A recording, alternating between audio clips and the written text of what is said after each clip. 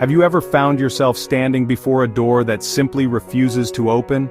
Maybe it's a door built from worry, doubt, or circumstances that seem impossible to change.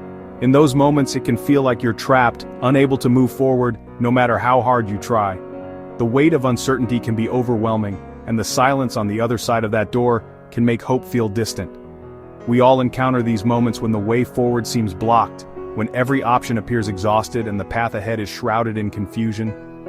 It's a universal experience. No one is immune to seasons of waiting, frustration, or feeling lost. But what if the answer isn't about finding a new door, but realizing you already hold the key? What if you already have the key in your possession? God's word is that divine key, uniquely designed to unlock doors that human strength, wisdom, or effort simply cannot open. It's not just a collection of ancient words, but a living, breathing source of power and hope, waiting to be discovered and used. The Bible isn't just a book of old stories or distant promises, it's a living testament, a direct line to a God who specializes in breakthroughs. Every page is filled with wisdom, encouragement, and the assurance that you are never alone in your struggles. It's a guidebook for life, offering fresh hope and direction every time you open it. Each verse is like a groove in a master key, carefully crafted by the Creator himself to give you access to victory, purpose, and peace. These words are not random, they are intentional, designed to fit the unique locks in your life. When you meditate on them, they begin to shape your perspective and unlock new possibilities. When you hold this book, you're holding the very wisdom of God, the one who knows every detail of your struggle, every fear in your heart, and every hope you dare to dream. His words are personal, speaking directly into your situation, offering comfort, guidance, and strength for the journey ahead. God isn't just offering advice from a distance, He's reaching out, handing you a solution, a tool forged in love and infinite knowledge. He wants you to know that you're not powerless. You have access to His wisdom and strength right in your hands. This journey isn't about following a set of religious rules. It's about building a real living relationship with God. It's about learning to use the divine key He's placed in your hand, unlocking the breakthrough, freedom, and purpose He has prepared for you. As you walk this path, you'll discover that faith is not about striving, but about trusting and receiving what's already been given. Your new beginning is closer than you think. With the divine key in your hand, every locked door becomes an opportunity for God to reveal His faithfulness. Step forward in faith and watch as He opens the way before you. There's a verse in Jeremiah 33:3 that feels like a direct line to heaven, a message that cuts through the noise of life and speaks straight to the heart. It's as if God Himself is inviting us to pause, listen, and reach out to Him, no matter where we are or what we're facing. Call to me, and I will answer you and tell you great and unsearchable things you do not know. These words aren't just ancient text, they're a living promise, echoing through generations, offering hope and guidance to anyone willing to listen. The Creator of the universe, the one who set the stars in place and knows every detail of your life, invites you into a personal conversation.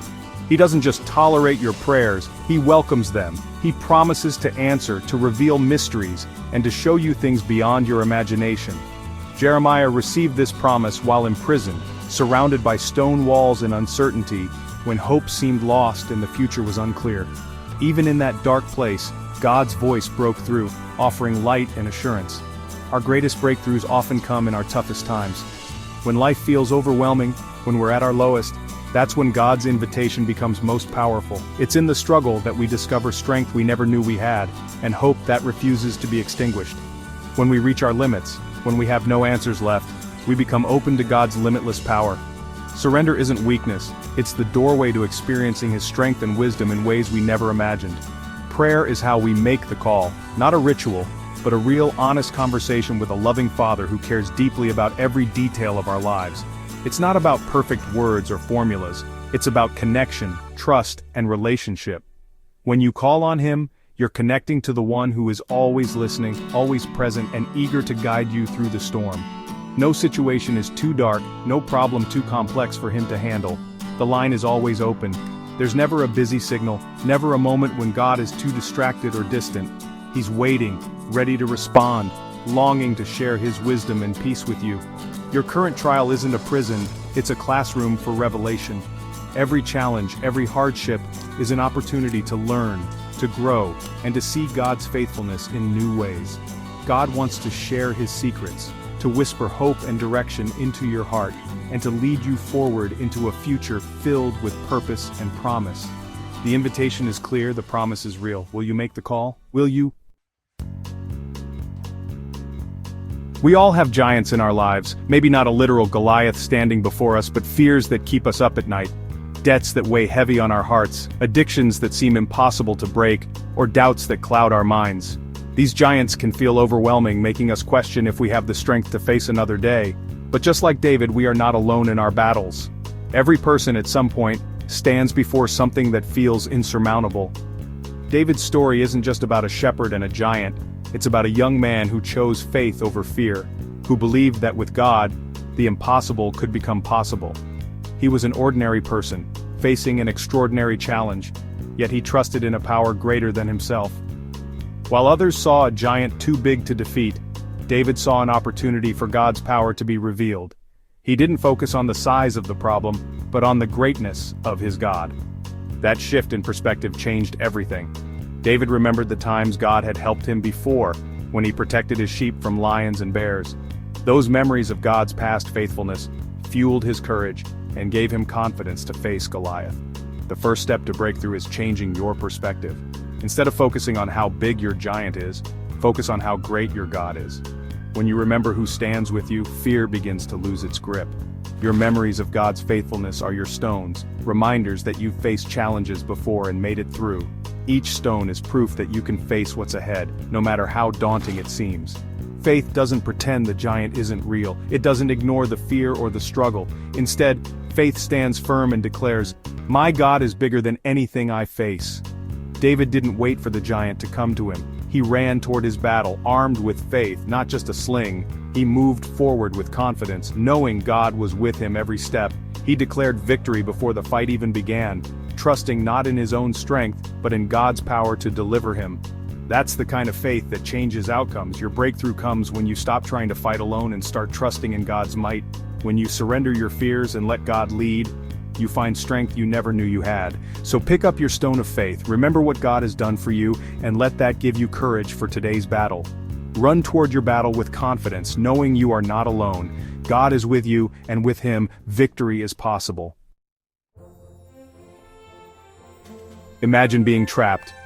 Pharaoh's army behind, the Red Sea ahead, no escape. The Israelites faced the ultimate dead end, but Moses saw an opportunity for God's glory. He told the people, "Do not be afraid. Stand firm and see the deliverance the Lord will bring you today." God's instruction was simple but strange. Raise your staff and stretch out your hand. Moses obeyed, even when it made no sense. Radical obedience is key to breakthrough, even when it defies logic. The sea parted, and the Israelites walked through on dry ground. Your Red Sea, your impossible obstacle, is no match for God's power. Be still, trust, and obey. Even when it feels strange, God will fight for you. He will part your waters. He will lead you to freedom. Sometimes breakthrough requires surrendering what you hold most dear. Abraham was asked to sacrifice Isaac, the son of promise, a command that defied logic and broke his heart. Yet Abraham obeyed, trusting God's character even when he couldn't understand God's command. His faith was rooted in a history with God. He believed God could even raise the dead. As Abraham raised the knife, God intervened, providing a ram as a substitute. Abraham named the place, "The Lord Will Provide." Your breakthrough often lies on the other side of your greatest test of obedience. God may ask you to lay down your own plans or understanding. When you surrender your Isaac, you discover God as your provider. Trust Him. He is always faithful. The Israelites faced Jericho's impenetrable walls, an impossible obstacle. God's plan was unconventional. March around the city in silence for 6 days, then 7 times on the 7th day. No weapons, just obedience and faith. It must have seemed foolish, but they trusted God's command over their own logic. Sometimes God's path to breakthrough defies human strategy. On the 7th day they shouted, and the walls collapsed. The obstacle that seemed permanent was reduced to rubble in an instant. Your breakthrough may not come from fighting harder, but from obeying more completely. Follow God's plan, even if it feels foolish. Your shout of faith, released at the right time, can bring down the walls in your life. Trust the process, obey fully, watch God move. Ever feel like your prayers hit a ceiling?